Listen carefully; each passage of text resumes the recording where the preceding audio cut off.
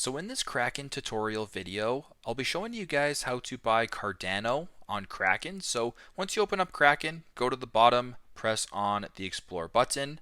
Once you're here at the top, type in Cardano right here. There you go. Press on Cardano, or you can type a ticker symbol ADA.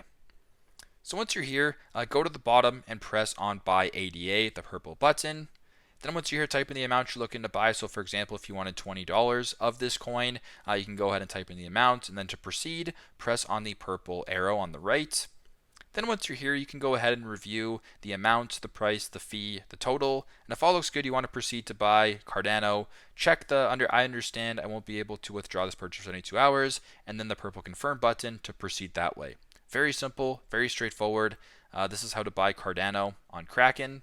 Thanks again for watching, and hope this video helps.